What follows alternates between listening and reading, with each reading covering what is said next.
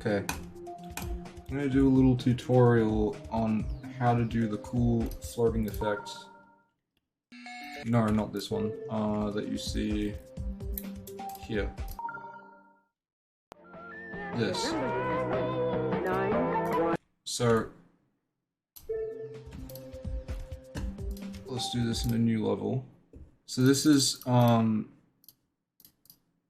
this kind of abuses multiple things at once. So, I've got a copyable of it here, but these are all actually set to multi-activate. The reasoning behind this is, the reason it's possible is in 1.0, portals were actually multi-activate to begin with. And then after that, that was turned off, but it's still there in the game code. There's just no GUI in game to actually change that. But in this case, what we make use of are the teleport portals. Now, because this is a weird copyable, when I copy it, it'll appear underneath, but there's some things to consider, and I will actually go through it just to show off my process and why you can or can't do certain things. So, well, maybe you can if you don't care, but you'll see anyway.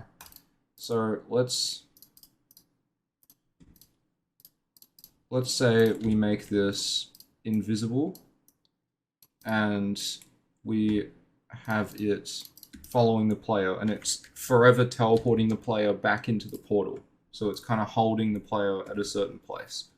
So let's lock to player X. I'll just make it for all intents and purposes forever. And then I'll have one that applies some movement to it. Let's do 50. 5 blocks. On something that has a curve, just to show that too. So you can see that already that works, and in the editor it looks great, but it is a bit of a different story if we go into if we go and actually play. The other thing I'll do is I'll show you a bit of another quirk about it that happens with the background. And there's ways to get around each thing, but they're all a bit they might change depending on the purpose. So first of all, you can see there's a billion particles. There's not only the lightning that goes between the two portals, but there's also the two activation circles. So that's the first problem. Second one is, remember how I set this to black, the background? See how it's not black? That's because the background gets slightly brighter when you go through a portal, but it's happening every frame, so it stays brighter. Which is why there's a few different things you gotta do if you want it to look like the other level I showed at the beginning. Some of them a lot stranger than others. So, first thing you can do is, and you're going to make sure it's a slightly different Y value so it doesn't just push it out the way or whatever. One behavior to notice is when you scale a portal and they're next to each other, it pushes the other one outwards. See? Now, what we want to do is get it so far back that if this is your player and this is one portal and this is the other, the lightning between them, right? This lightning between them is actually also out of the view of the camera. Let's say this is camera view. You want it to be out of the view of the camera. So in order to get this effect, you can abuse the fact that it moves backwards. So the thing is though, to move it back far enough, you need to make it pretty big. And I'm talking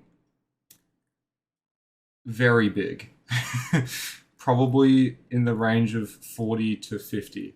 I think mine's at around 40 to 43, but let's do it at 45 this time around. And this is why I'm glad for the hitbox visualization. You can see this thing is huge. But the point is, this is now far enough back, and this can be far enough upwards that I can get it fully out of the way visually and have the hitbox like, I can get the center fully out of the way and still have the hitbox there. Actually, I may try 40. See it. No, 45. It's got to be pushing this back far enough. So let's say I do that. And then I also want to move this backwards to overlap with the player. And then also, if I can, I will get rid of all this stuff that I don't need anymore, just to simplify it. So you can see now we've got this set up. And then what you want to do is also have this portal aligned with where you want to put the player back to the next teleport. Or even, and I can experiment with this, maybe the change in position can do some stuff for us. But anyway, we'll see how this goes to begin with. So you can see it achieves the same effect, but now stuff is really out of the way. And now if we go back in, hopefully we can't see the lightning, we can't see the circles, and we're all good. Because then I've shown, yep, there you go.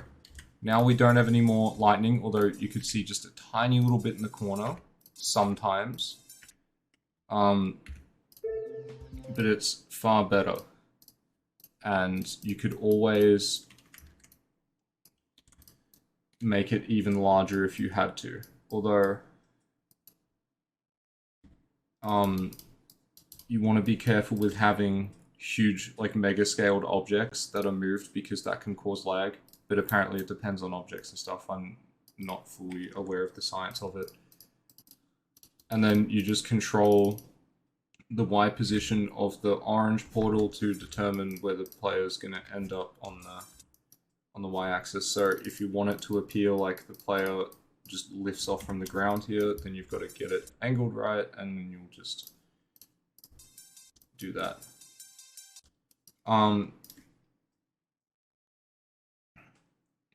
And hopefully that'll be lightning sorted out.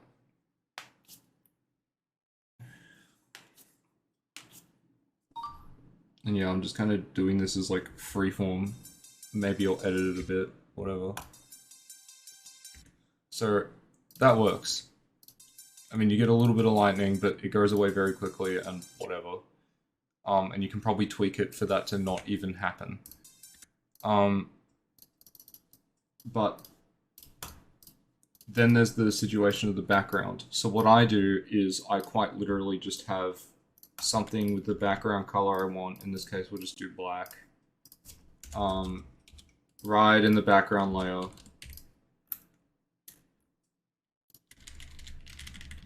Big enough to cover everything. So maybe literally just like 2 squares. And also have it move, and like voila.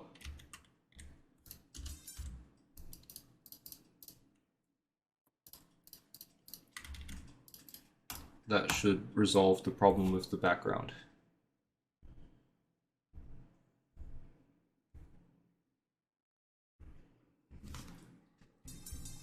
There you go. The beauty of this, though, is because it's changing the position and rotation every frame, it is very accurate looking regarding certain game modes. Even some that wouldn't do what you would expect. For gamers that don't usually fly in any sense,